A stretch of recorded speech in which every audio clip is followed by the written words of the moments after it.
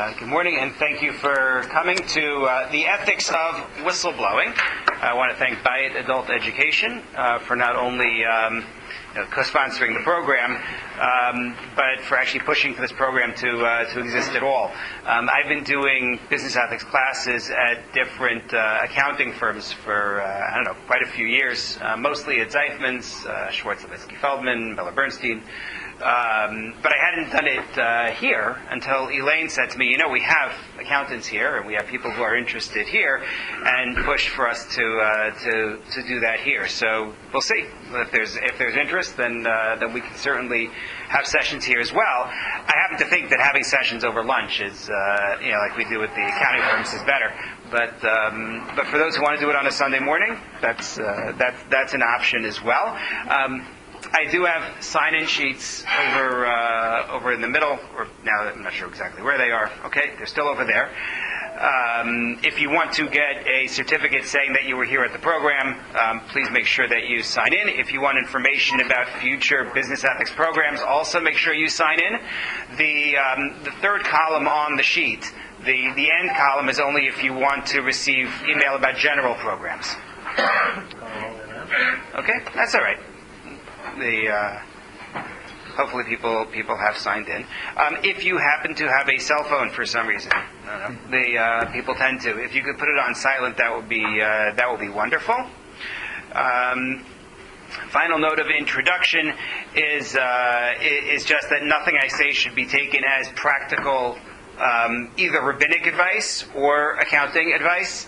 Yes, I am a rabbi, but I refer people to halachic authorities who run shuls as a general rule to answer practical questions, and I'm not an accountant at all, so I certainly don't want to pose as one.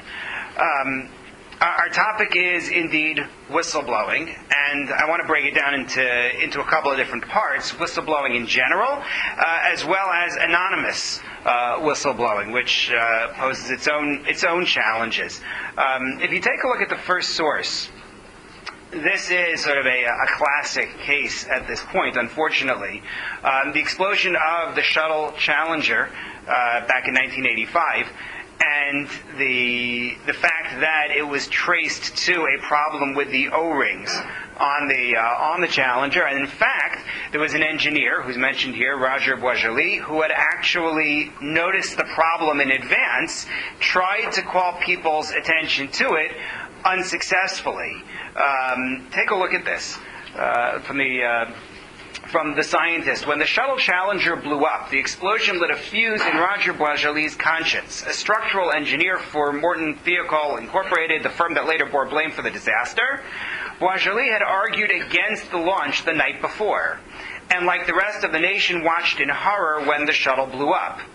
I left the room, went directly to my office, where I remained in shock the rest of the day. He recalls about that terrible morning 4 years ago this week. During the next 8 months, Boisjoli would become both a national hero and a professional pariah. So, I can't even imagine what that feels like for him, knowing that he had called, he had called attention to it, but he had only called attention to it within the firm. He had not gone outside the firm. He had not engaged in what we would call external whistleblowing. And so the question you have to ask when you read this is, did he do what he was supposed to do? What would you say? Did he do enough? And it's not really fair to do it in retrospect and say, well, obviously not. But from an ethical standpoint, in terms of what should be done, did he do enough by calling attention to it within the firm? Yeah. Incredible. It was just the night before. Right. No, so there is more detail about what he knew and when he said and to whom he said it. But the night before, there's apparently a chain of communications that about it. Yeah, Miriam. My reaction is yes, he did do what he brought it to the attention of, let's say, senior people in his firm. Then maybe it would have been irresponsible for him to have gone out of that and gone to another layer. Expand on that. Why would it be irresponsible, potentially? Maybe he might have felt that everything isn't okay. He goes to the firm, and maybe more intelligent heads than him could have put, it's okay. I mean, every time you think something is wrong, it isn't always wrong. I mean, here it was. if we start to be alarmist and bring it out into the media, we're Right. causing a lot of harm. Right, so there's a major distinction to be made between internal whistleblowing and external whistleblowing. And there is a discomfort with the idea of going outside of the business, if only because, as Miriam notes, you might get it wrong. And you can cause significant problems for the firm, for people's jobs, public relations, obviously, if you start telling the world that something is wrong. And in fact, nothing is wrong. You just misunderstood. So there is that concern, and we're definitely going to have to talk about that more. I mean, the cases that accountants come across tend to be somewhat less dramatic. But I think that the lessons from cases like this one, such as regarding the question of do you go outside the firm, I think do apply, and I think that's something we need to explore. Paul, I'm just wondering at what point the onus shifts to the firm once they've been told. So I mean, they haven't done their due diligence to that. I don't know what their response was to this whistleblowing. You don't have right, and the response more or less was to poo-poo it. Meaning, there's a lot that's been written about this case. If you go online, if you Google the case, you'll find out more. Did they have a reason to poo-poo, or did they just say, leave us alone? Like, I mean, were they able to say, no, it's not a problem because of this, right. and that? So since it's been a couple of years since I looked at the ins and outs, I'm not going to say, but I'll tell you that it's a case where there's a lot of literature on, and you could see. The other question, though, that I noted in the beginning is not just the question of reporting externally, but also the question of anonymous whistleblowing. Now, the truth of the matter is that in 2020, it's pretty hard to report anything anonymously. Everything is traceable. Whether you're talking about online communications, whether you're talking about an envelope slipped under someone's door, it's not like there aren't security cameras, in the hallway. It's pretty hard to report something anonymously in our day unless you actually create a mechanism. Meaning, if a mechanism is created that enables something to be truly anonymous, then perhaps it can be sustained, or you have one person, an ombudsman of some sort, who is aware and nobody else is going to be aware. Then it may become a possibility. Take a look at source number 2, which is a proposed law that was put before the Spanish Parliament in June 2018. I don't think this actually passed. It went through a bunch of versions, as laws do. But I brought you the original Spanish for those who enjoy the original Spanish, just because I always include the Hebrew in the English, so I figured, all right, here's the Spanish and the English. But also because the translation here is from Google Translate. If anyone notices anything that looks odd, let me know. All complaints that show a minimum appearance of truth will be admitted. Anonymous complaints will not be processed, nor will those that cannot be supported by documents or contrasted information. So, anonymous complaints will not be accepted. Why would anonymous whistleblowing not be accepted? Because they could be personal vendettas. Yes, indeed. They can be personal, right? You're just trying to hide your involvement by shielding your name, but that's what's in fact behind it. Causing harm, and that's the only intent, and you don't want it to come back to you as to where the harm started. Interesting. The idea that could be an attempt at just to cause harm without anything else. It's not necessarily, though. I mean, people might be anonymous just because they want protection. Meaning, I'm not going to be discussing this morning, we're doing this for an hour, not for 5, the issue of legislation to protect whistleblowers. That's really its own conversation. But we know, and look in the media, it doesn't always work. I actually reminded of a story back in London, I think around 20 years ago, where Masada Kiddushin was doing 3 weddings that morning, got an anonymous phone call early in the morning saying, one of the colors that you're wearing isn't Jewish. Mm-hmm. Did they say which one, or they just... No, they didn't. They didn't. Seriously? They did not. It's like a game, show. They had to go whole Akira, etc. Wow. That strikes me as a little odd. Miriam? So it's too easy to send out something anonymous. You could be doing it whether it's emotionally or without enough proof. It's not rigorous enough. Right, there's a low bar when you won't put your name behind it. Yeah. That's certainly a concern. Another concern... How do you drill down if you don't know who made the complaint to get more information or facts behind it? Right, it becomes very hard to investigate an anonymous complaint. And again, unless you're working with the ombudsman type case where there's just a barrier between the investigators and the party who's reporting it so communications can go back and forth, then maybe you have some hope. But otherwise, you're just dropping a bomb somewhere and leaving. Well, it depends how specific the information. Right. It depends how good the intel is. That's true. Because you tend to, the company or whatever will tend to do an investigation about who is the whistleblower as opposed to what was actually wrong. Fair. What I'm saying is that in this case, if somebody's very, very specific and has technical arguments or really in-depth technical issues, Right. I think that's something which you can take more seriously, even though it is an anonymous whistleblower. True. Jake. I think there's two different kinds of kind of anonymous complaints that we're talking about. Sometimes there's whistleblowing, and sometimes, police rely on anonymous tips all the time. So if you didn't have anonymous tips, a lot of these investigations that lead to revelations of corruption wouldn't even begin.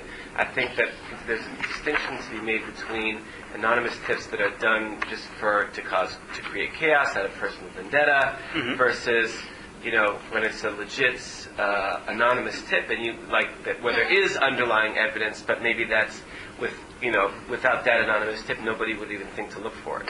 Right. So I definitely want to make that distinction between the one that's just personal and the one that's that tips off the police. I was looking to see if I put it on here, but I see I did not. One of the fellows whose work I read a lot of in preparing this, a fellow by the name of Sandy Boucher, who's from, I think it was Halifax. He's an investigator of whistleblowing complaints with decades of experience in police investigations as well as legal investigations. And he commented and gave statistics that whistleblowers are indeed the most common way that things like these are found, well beyond internal audits. And it's logical, because as he points out, the best way to get information is by an insider handing it to you. So that's certainly the case. Watergate would never have happened without whistleblowers. Right. And that's the last of the political ones that I'm going to go into.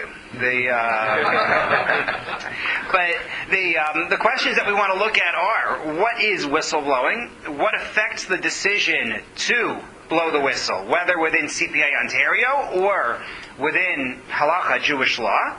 And is anonymous whistleblowing appropriate?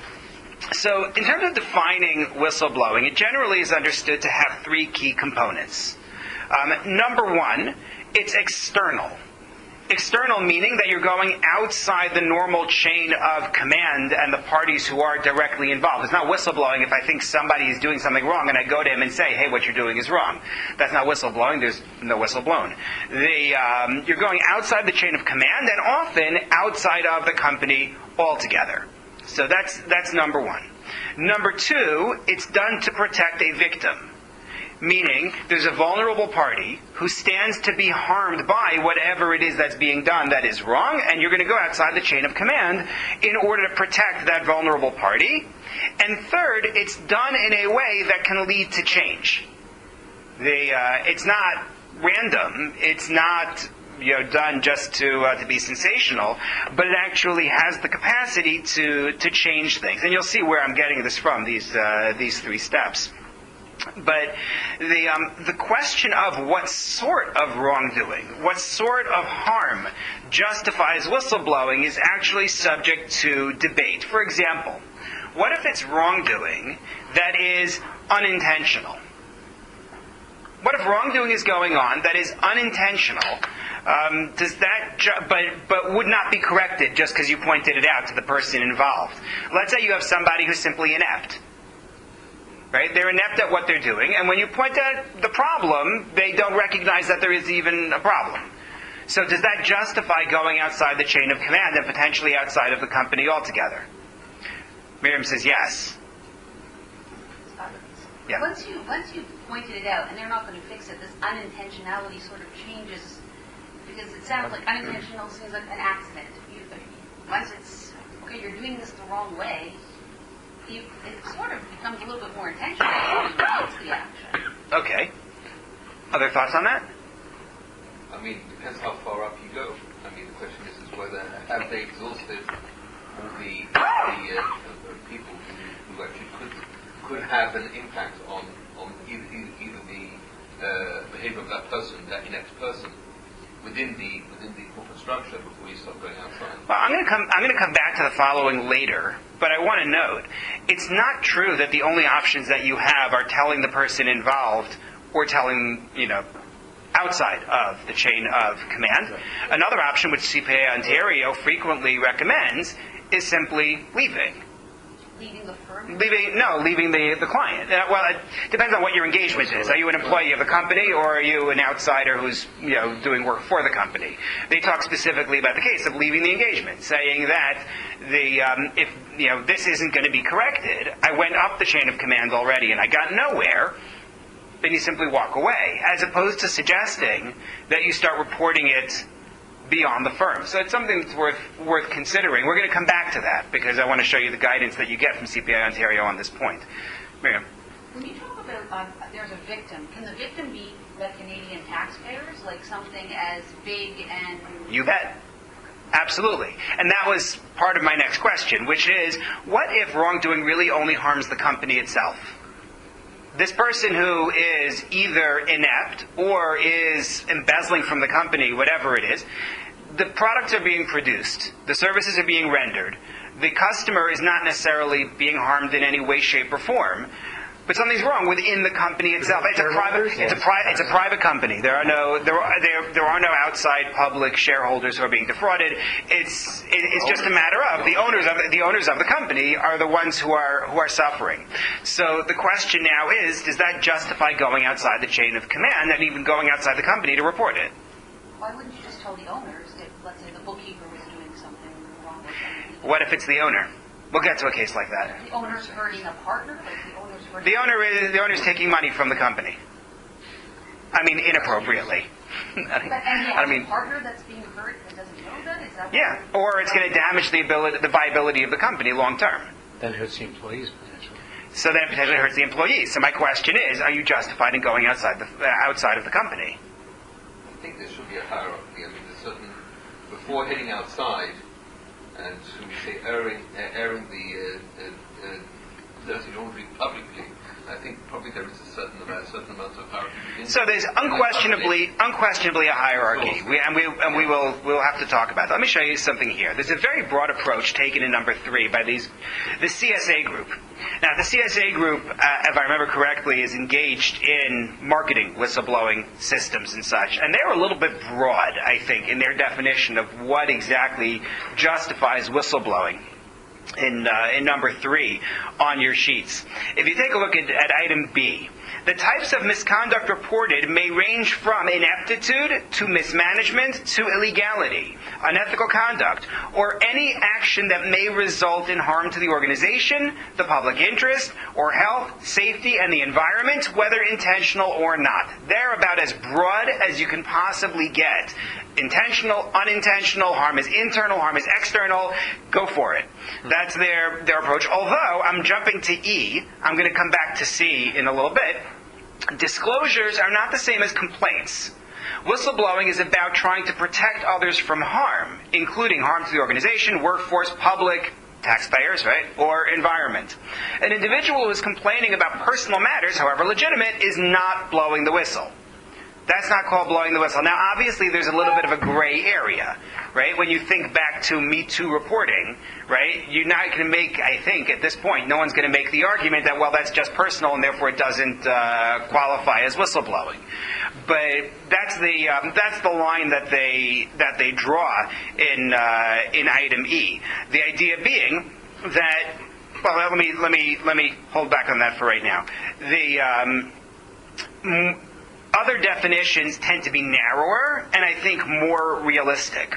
They require that there be a level of intent to justify reporting outside the firm, and that there be an element of harm that goes outside of the company. So if you take a look at number 4, Ralph Nader, right? One of the most famous, I think, of whistleblowers. Whistleblowing was defined in 1972 by Ralph Nader as, quote, an act of a man or a woman who, believing in the public interest, overrides the interest of the organization he serves, publicly blows the whistle if the organization is involved in corrupt, illegal, fraudulent, or harmful activity. The definition has undergone some debate since then, but whistleblowing is now generally accepted as an act by a person or group to disclose to authorities or to the public acts of significant wrongdoing. The wrongdoing may relate to a violation of the law, unethical activities, health and safety violations, or other matters which pose a risk or danger to public health, safety, or interests. So they want to see that it's about public interest. It's not the health of the organization. And they specify corrupt, illegal, fraudulent, harmful. It really seems to imply a level of intent that's involved. I mean, you could argue harmful is not necessarily. One that doesn't belong in the list. Understood. But generally speaking, that's what you see. Mitch? But we're leaving it up to the discretion of the whistleblower to determine if it is in fact meets these definitions, right? And the reverse harm, of course, can happen if that person is wrong. Correct. And so that's where marketers of whistleblower systems come in. And they suggest that you have some kind of system for hearing reports and vetting them. But if the person has reached the stage of going outside the company, then, lots of luck. Right. If you take a look at number 5, Professor McAvoy, actually looking at the time, I'm going to skip it, but you can see it also. You can see it there. He also takes this this kind of approach. And the other point, though, beyond the question of, type of wrongdoing and who the victim is that you have to be capable of leading to change, driving change by making this report. So back in number 3, item C, whistleblowing means reporting concerns to people or entities who are believed to be in a position to take action. That's also seen in McAvoy in number 5. And it's also seen in number 6. Rabbi Dr. Aaron Levine, in many ways the dean of Jewish business ethics until he passed away several years ago, quotes a Professor Richard DeGeorge. The employee must have good reasons to believe that by going public, the necessary changes will be brought about. And there in number 7, by the way, you see Sandy Boucher, who I mentioned earlier, the one who talked about the importance of whistleblowing reports. So that's you can go to the link there and see it. So bottom line is, we're talking about protecting a victim, we're talking about going outside the normal chain of command, and we're talking about making change, not only broadcasting guilt. Now, there is a history of whistleblowing in Judaism as well. And I don't mean people not minding their business. I mean, like as an issue within Judaism. I tried to think of a case of successful whistleblowing in Tanakh. And there I couldn't really think of a successful one. Meaning, you have informants who tell a person who is directly in the line of fire, so to speak. So if you think of the Purim story, Purim's coming up, right? So Mordechai learns that there's a plot against King Ahasuerus, and he tells Esther, who tells the king, but that's not really whistleblowing. Right? It doesn't feel like it's just a direct piece of information that someone wants to hurt you. Or Gedaliah, the governor of Israel, after the Babylonians destroy the first Beis Hamikdash, the first temple. So again, there's a plot against him, an assassination plot, and he is informed, and he of course doesn't listen, and he gets killed. But again, I'm not sure that quite works. The case. Oh, that's an interesting one, right? From last week's Torah portion. The Jews get out of Egypt, right? The slaves have fled, and somebody tells the Pharaoh, hey, the Jews have fled. That's an interesting example, potentially, of whistleblowing. I came up with one that I thought actually works really well as a parallel to some of the cases that come up today. Unfortunately, it was an unsuccessful case. And that's the case of Hophni and Pinchas, the sons of of Eli.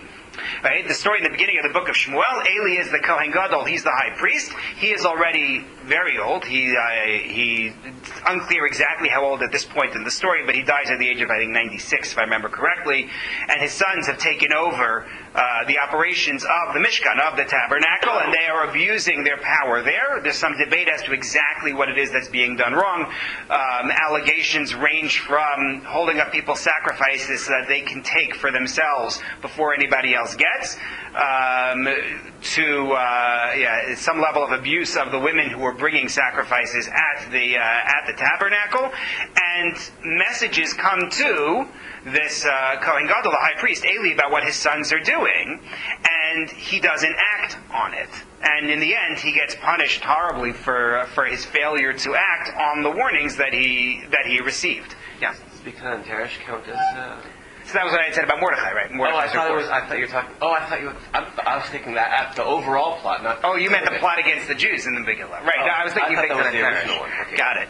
So yes, I hear the point about the Jewish part of that story as well. I was thinking Bigdan and Teresh. Yeah. Halachically, whistleblowing, is there an issue of Weitz Shem Ra or Lashon Hara? Absolutely, and that's part of where we're going to have to go with this.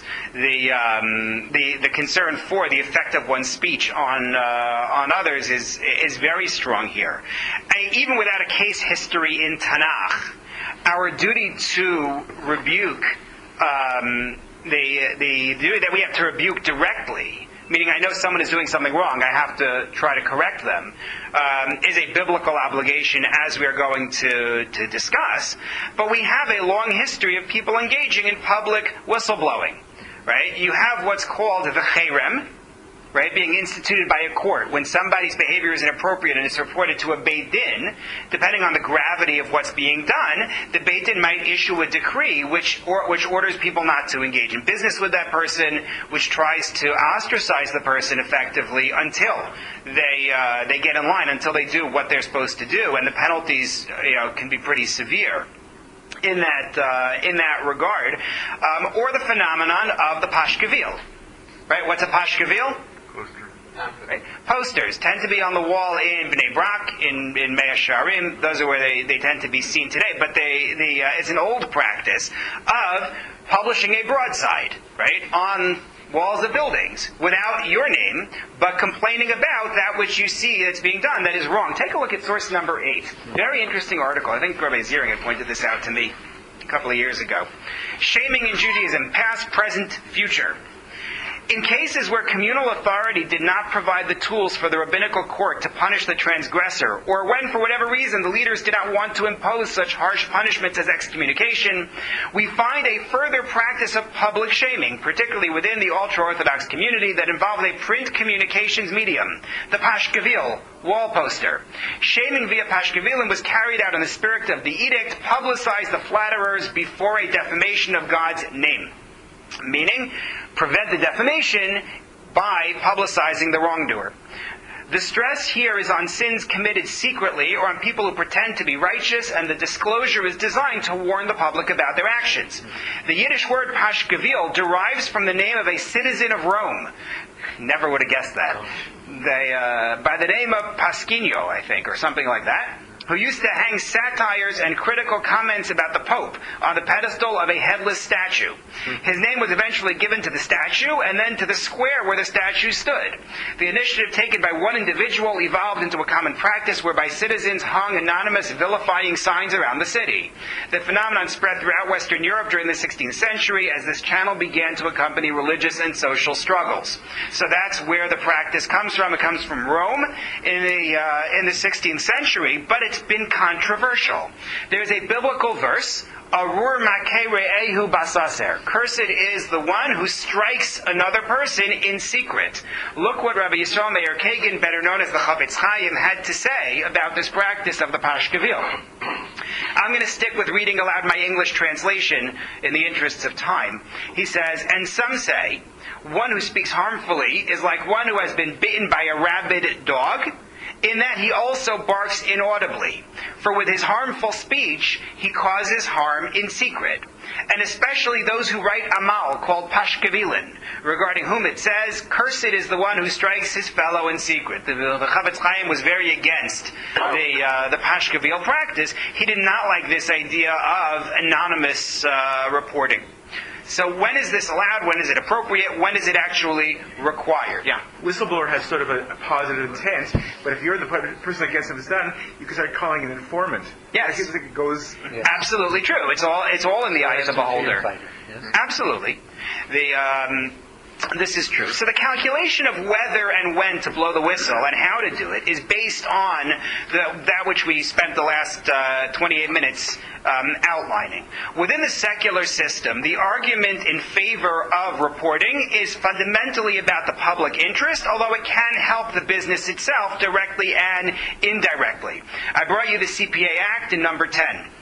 Every person engaged in the administration of this act and the bylaws shall preserve secrecy respecting information or material that comes to his or her knowledge or possession in the course of his or her duties, ... shall not disclose any such information or material to any person except, and one of the exceptions is, if there are reasonable grounds for believing that there is a significant risk of harm. Doesn't define harm. Physical harm, financial harm, doesn't say, to any person if the disclosure is not made, and that making the disclosure is likely to reduce the risk. So it's to prevent harm, and likely your report is actually going to prevent that risk. That's the most basic reason to disclose, but it can also help the business itself directly by correcting problems. Right? If something is wrong within the business, you're helping the business by correcting it. You're also potentially helping them indirectly, because if you don't report it, and then it comes out in a worse way later on, right? That's something you could have diffused by taking care of it earlier in the game. Also, there's something called a kitam, I don't know if I'm pronouncing that right, lawsuit. Am I pronouncing that right? My line's not great? I am pronouncing. Okay, good. Thank you. If you take a look at source number 11, from Canadian Lawyer. Most tips come from California, followed by New York and Florida. This is talking about tips to the SEC about illegality. The SEC received 62 tips from Canadians, Gray says, making it the second most active country behind the UK. That was up from 46 Canadian tips last year. Good job. But it's not just Dodd-Frank and Sarbanes that can trip Canadian companies up when it comes to whistleblowers. Gray notes there's also the U.S. False Claims Act, which allows whistleblowers to file what's called a kitam lawsuit against a party that has financially defrauded the federal government. Right? People are familiar with this? The whistleblower in American law is able to file suits against the wrongdoer in a case where the government is being defrauded. So in other words, the government doesn't have to bring the suit. The whistleblower brings the lawsuit, and effectively it's on behalf of the federal government. But the way it works is only the government gets access to the filing. It's a whole thing. It's fascinating. But the result is that in the event that the whistleblower wins the lawsuit, the whistleblower gets a payout from the case. Yes, from the government, effectively. The Ontario Human Rights tribunals. Yeah. They find a whistleblower, and that whistleblower gets paid, even though he wasn't necessarily involved in what avla there was. Really? That I didn't know about. That's why it's corrupt. Okay. Ontario Securities and Exchange Commission about 4 years ago implemented a whistleblower reward, and it incentivizes someone to come forward and expose wrongdoing. But the reward is only given if there's a successful conviction, which once you go through civil litigation, etc., that's 4 or 5 years down the road. Right. And by that time, the whistleblower is done. Right? They've lost their job, they've lost their home, they've lost their marriage, they've lost everything. So while they crawled it as a great step forward in transparency within the stock exchange, it nevertheless is really only window dressing because it's not an incentive for someone to come forward. I'm sorry? It starts off as civil, but depending upon what the nature of the disclosure is, it could lead into criminal. The point is they put it in to incentivize people to come forward with a reward. But by the time that reward may be forthcoming to that individual will never work again. That individual has probably lost their home, lost all their life savings, and is probably won't do it. So the notion of putting in an incentive, a financial incentive to bring people forward, I think is a bit of a... Right. So just to repeat that just very briefly, because I'm not sure everyone on the recording would have heard from that end of the table. The Ontario SEC has put in about 4 years ago, you said, an incentive, financial incentive for whistleblowers if their report leads to a conviction. So that means that it's delayed until they actually have the conviction, and in the interim, they can suffer whatever consequences of the whistleblowing happen to them, and they may receive this reward in the end. But I think, and this hasn't been raised, we're talking in professional capacity, people take an oath.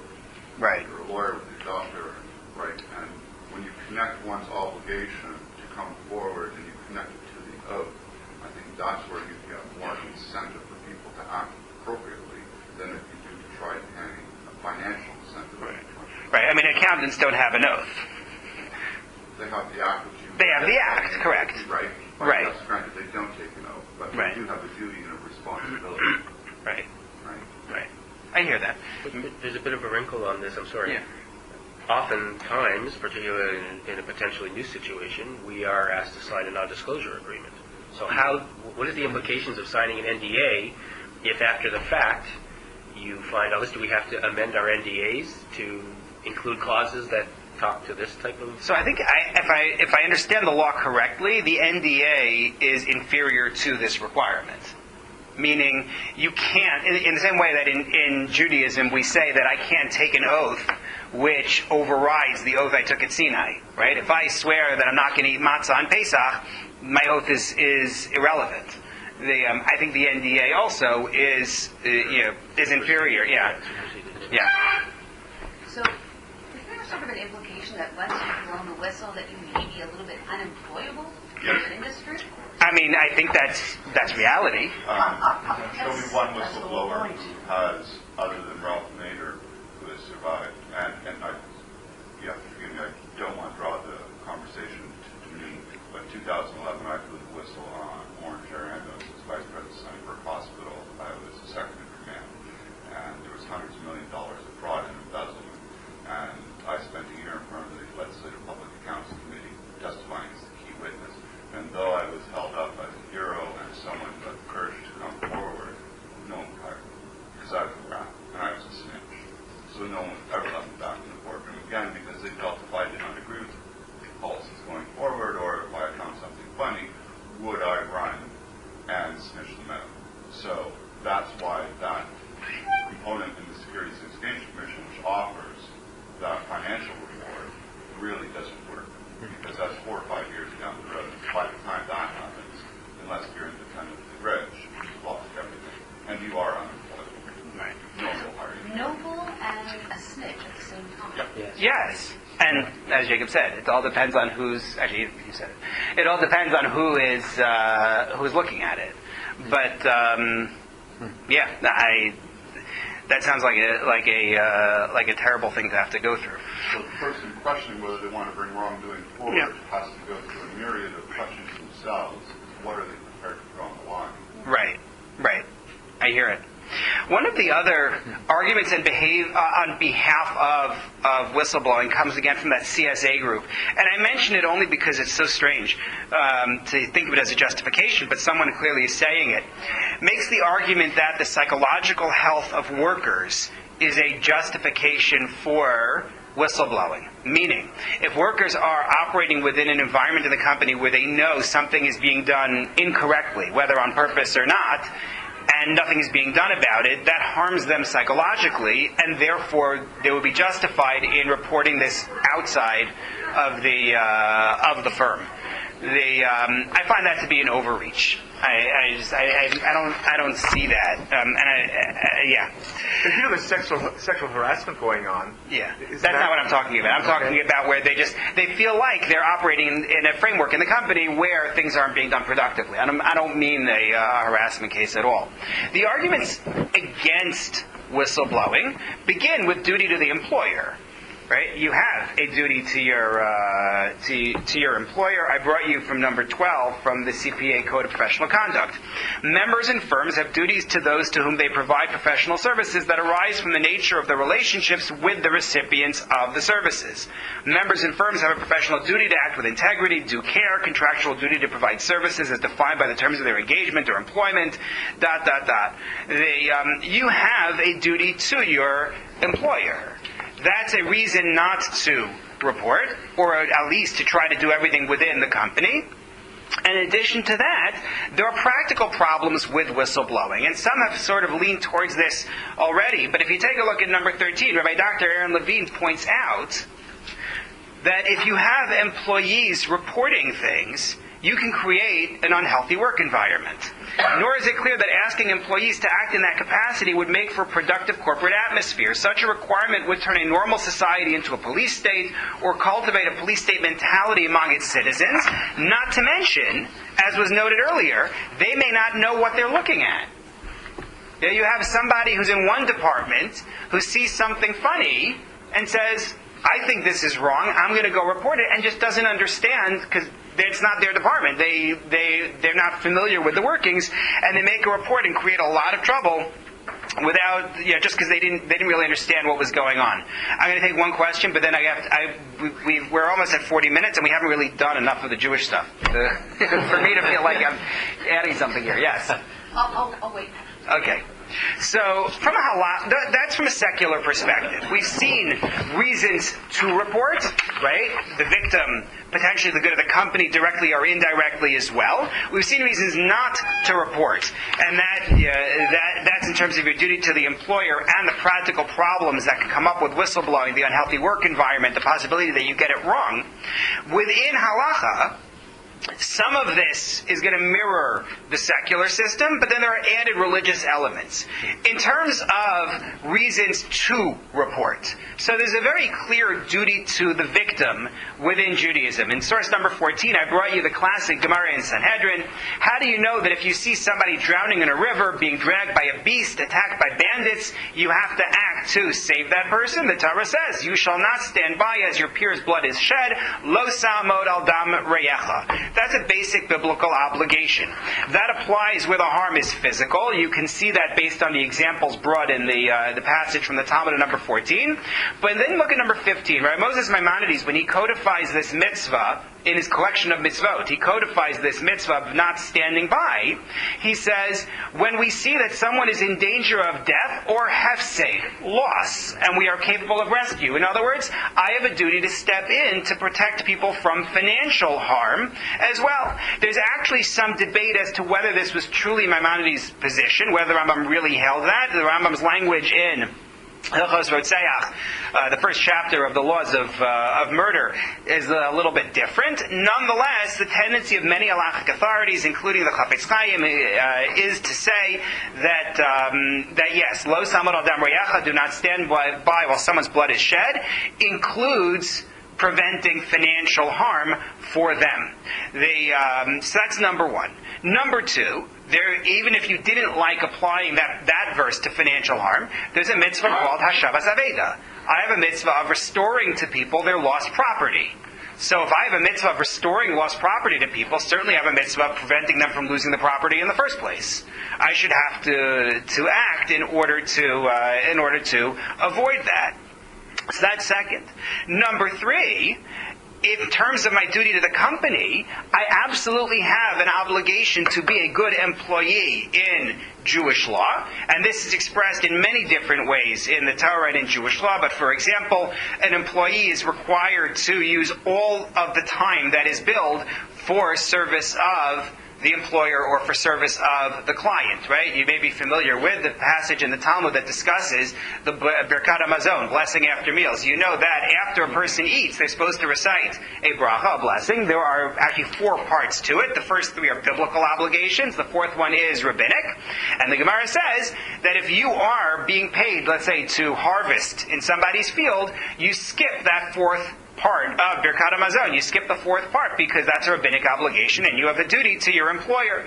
Granted that today, in today's work environment, they have things called breaks and you're allowed to take a little bit of time. But in the Talmudic times that wasn't so, and your obligation to your employer came first.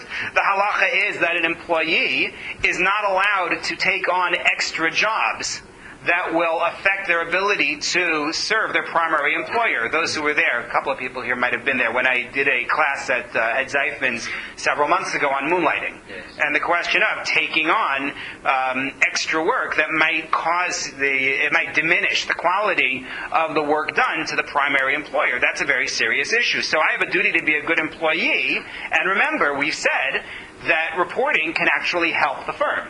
It can also hurt. Don't kid yourself, but it can help. Those are halachic obligations that mirror the secular ones, the duty to the victim and the duty to the firm. However, there are 2 added religious elements in Jewish law that I don't think you really have in secular law. Number 1, the duty to the criminal. We have a mitzvah within Judaism that says that if you see somebody doing something wrong, you have an obligation to help correct their conduct. This is actually understood as a mitzvah not for God's sake, but for the sake of the criminal. Meaning that I am helping them by instructing them. I brought you a passage from the Talmud which discusses this and asks the question of just how far you have to go with this mitzvah, which in Hebrew is called tochacha. I'm not going to be going into the specifics and the ins and outs of whether you hit the person or not hit the person. We're not hitting people today. But the point is, if someone is doing something wrong, I actually have a duty to them to help them do right. And in addition to that, I have a duty to God. Several times in the Torah says, "Uvi'arta harami kirbecha," you shall eliminate evil from your midst. And based on that, the Rosh makes a very interesting comment. Rabbeinu Asher, major authority in Jewish law, and I quote him here in number 17. The context for his comment is an interesting one. The Talmud is talking about something that at first blush has nothing to do with our discussion right now. It's talking about laws of witnesses. You know that in Jewish law, a Beit Din, a rabbinical court, hears testimony from a set of two witnesses. Those witnesses may not be related to each other. Question comes up. Two brothers see a murder take place. Are they able to testify, or are they automatically one set, and therefore they're disqualified because they are related to each other? And that's the Talmud's question. And the Talmud asks, if you're really serious about that, then what should two brothers do if they witness a murder? Like, you're going to tell me, really, now we have no witnesses just because these two who saw it together are related to each other? Someone's going to now get off as a result of that. So Rabbeinu Asher comments on that in source number 17. And he says, well, maybe Maybe there's nothing they can do about it. Maybe that's really the rule. He says, no. He says, can't be. Why? Anyone who sees impropriety is obligated to testify. Fulfilling the biblical verse, you shall eradicate evil from your midst. And this is quoted by the Beis Yosef of Yosef Karo. There's an obligation. I have a religious obligation to get rid of wrongdoing. So I now have 4 reasons from a Jewish law perspective to report. Duty to the victim, duty to the company, where reporting will help the company, duty to the person who is committing the wrongdoing, and duty to God. However, There is a difference between Jews or non-Jews. in what regard? In terms of duty to the victim? Yeah. No, I have a duty to non-Jews as well. Duty to the criminal. The duty to, sorry. In terms of Rami Kirbecha, eradicating evil from your midst, it's about your community. It doesn't matter who's... Yeah. And there's more to say about the duty to the victim and which ways Jews and non-Jews, but I don't... we're not going to have time here. Is there shash still? Let's not...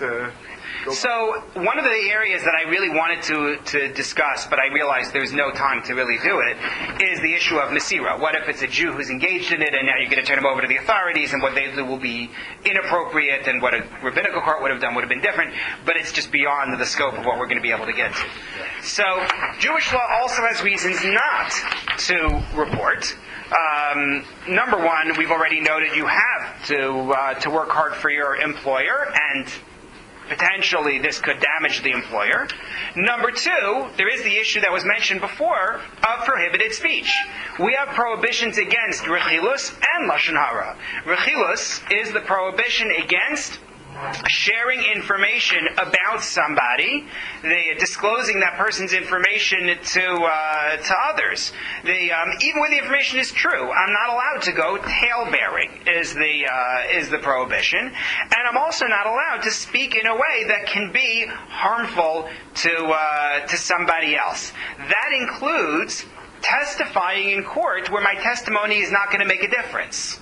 I brought you source number 18, which talks about 3 types of behavior that God rejects, and one of them is a person who witnesses impropriety and testifies alone. And the idea of testifying alone means because there's no second witness, it's not actually going to have any sort of impact, and therefore it is prohibited. I scrambled my sources a bit here on the sheet. I'm not sure why, but 19 and 20 go back to the point about rechilus, about sharing somebody else's private information, that prohibition, whereas 18 is really about this issue of testifying alone and the concern for lashon hara. 21 goes back to where 18 was, and also is about this concern for lashon hara, this concern for harmful speech, I'm going to skip it because it doesn't add to what we've been saying, and instead point you to source number 22, which I really should have known when I was back in school. How many of us have been in a case in which the teacher recognizes something was done wrong in the class, doesn't know who did it, right? There was I remember in grade 10, where somebody threw a snapper, right, in the classroom, and the teacher was very upset and wanted to know, so who is it who threw this? Never found out. But take a look at number 22, Rabbi Moshe Feinstein's ruling on this. This is actually his second ruling, because he issued a ruling and somebody wrote to him and didn't like his first ruling, and he says, no, I'm going to tell you why I'm right. He says, I will explain what I wrote earlier, that it is ugly for a teacher to tell students that if someone knows who did the disgraceful deed, he should inform on him, causing them to take lashon hara lightly. He says it's an ugly thing to do because you teach the students to disclose negative information about others. Your Honor, the person who wrote to Rabbi Feinstein, and those with you were troubled when I wrote that. For the teacher seeks to influence the student not to repeat the disgraceful deed. In other words, but you're trying to do a good thing. You're the teacher. You're trying to teach them right behavior. Further, if the student will know that the teacher knows his deeds, he'll refrain from doing it again. He says, I wrote there that the permission for the sake of altruistic rebuke, like the case of Rabbi Yochanan ben Nuri, a passage in the Talmud, is only relevant where the informant arouses himself to tell the teacher so that he might rebuke. But not that the teacher decree upon his students to tell him something negative about one of them. In other words, if a student comes to the teacher and says, I feel bad, I'm reporting this for the right reasons because I want to help, that's a different story. But for the teacher to say to the class, I want you to tell me, is an inspiration for wrongdoing for them. When he instructs them to reveal it, it is as though he makes the most severe prohibition against lashon hara, against harmful speech, light for them. So he doesn't like teachers putting that kind of a message out to the class. So there's a concern for prohibited speech, and there's also the concern about embarrassing others in public. The Talmud compares embarrassing somebody else in public to murder. I brought you in number 23. The class of people who descend to Gehenna, to hell, and never come out. They include somebody who embarrasses somebody else in public, so much so that Maimonides rules that if somebody embarrasses somebody else in public, the courts are able to fine such a person. You're not allowed to engage in shaming people in public. There's more in number 25. I'm just jumping because of time. But out of all of this, we see that within Jewish law, we have major reasons to report, right? Duty to the victim, duty to the company, duty to the criminal, duty to God. But we also have this serious concern within Jewish law. My duty to the employer, my duty to avoid prohibited speech, my duty not to shame others in public. So what do? Where does this all leave us in terms of practical guidance? So CPA Ontario really wants everything dealt with in-house, other than in a case of clear harm to the public. They want the up-the-ladder principle, which I brought you here from Professor McAvoy in source number 26. And the idea is relatively straightforward. It's you go up the chain of command until you get to the top of the company, and if you still can't get where you need to go, then you resign the engagement. Take a look at source number 27 from the preamble to the CPA code. If the matter remains unresolved, the member should consult with other appropriate persons within the firm or employing organization for help in obtaining resolution. Right? This is going up the ladder. Where a matter involves a conflict with or within a firm or an employing organization, the member should also consider consulting with those charged with governance of the organization, board of directors, audit committee. If, after exhausting all relevant possibilities, the ethical conflict remains unresolved, the member or firm should, where ethically possible, refuse to remain associated with the matter creating the conflict. Walk away. That's what they would prefer that one do, and I brought it for you in number 28. They're talking about dealing with a suspected misstatement by the firm, and I'm jumping to number 7 within 28. What do they want you to do? Take the steps that are necessary to ensure the financial statements are not misleading, or issue a report with an appropriate reservation that's within the firm, or resign from the engagement in accordance with appropriate statutory requirements. That's what they would like you to do. And it's seen in the case that I mentioned in number 29, which I didn't bring you the actual case on the sheet, but I'll explain it. The story. This is meant as a teaching example. So they say, I started a new job last year with great salary and perks. It seemed too good to be true. It was. I should have realized that the turnover for my job was unusually high. I'm the fourth controller in 2 years. The president of the company is pressuring me to turn a blind eye to his personal expenses being recorded as expenses in financial statements and tax returns. The amounts are material. I don't want to lose my job or my designation. What should I do? Signed, Pressured in Peterborough. And their answer includes the following. Your professional designation opens many doors for you, but it also means in situations like the one you have described, you likely need to make some tough decisions, such as whether to quit your job if you want to keep your designation. Determine whether there is a higher level of management or a board of directors or internal legal counsel with whom you can discuss this matter. Your options may be limited if the president is the owner of the company, in which case you should consider resigning. That's the instruction. Only in the statute that we saw earlier did we say if there's harm to society, then report outside of the firm. But otherwise, CPA Ontario does not want you going outside of the firm. Within halacha, within Jewish law, so we are taught to put the victim first. Lo samod al dam reyacha, do not stand by as somebody's blood is shed, comes first. Yes, it should be in-house first. However, the victim ultimately comes first. Rav Ovadia Yosef notes this in source number 30. The passage in the Torah that talks about rechilus, about not spreading stories, spreading other people's information, is juxtaposed with do not stand by while somebody's blood is shed. And so he says, don't go as a peddler among your nation, but you're still not allowed to stand by, meaning you may have to violate that in order to protect victims. If you take a look at source number 31, that's the guy who's doing the wrongdoing.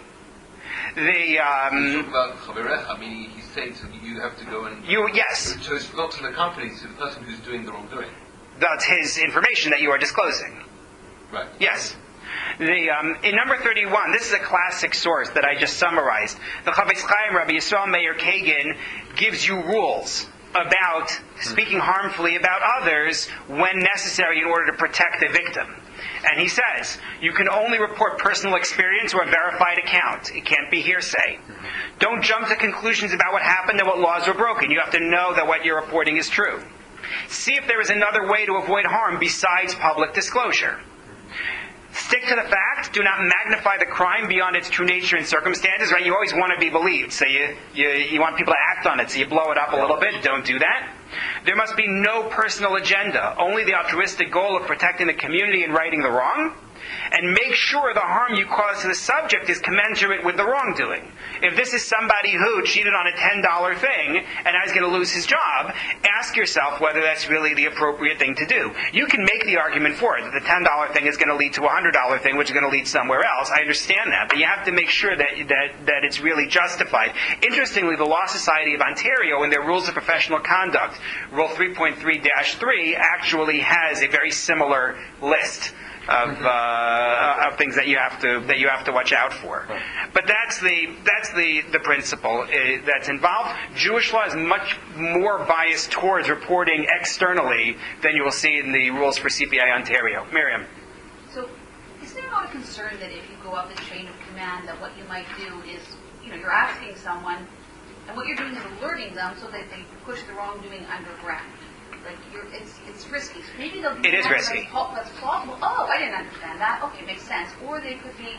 Now they know I've got to do it differently, and I've got to hide what I've done.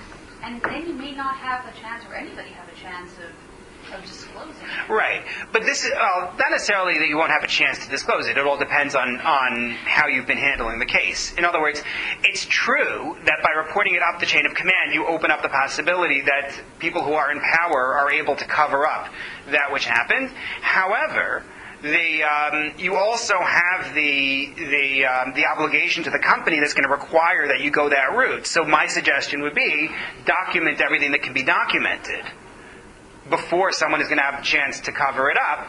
And you'll know if they don't take care of this, and in fact they try to cover it up, that means I do have to go elsewhere with it.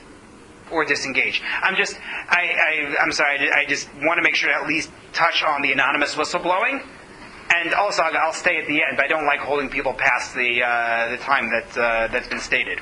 So, in terms of the anonymous whistleblowing, you have two kinds. One is going to the external authority, the police, the media, and the other is going to an authority within the company, but doing it anonymously. So there are clear benefits in giving the whistleblower confidence in her own safety, that's for sure. But you have two problems in the secular system. Problem number one is you really do risk hurting the employer. McAvoy points that out in number 32.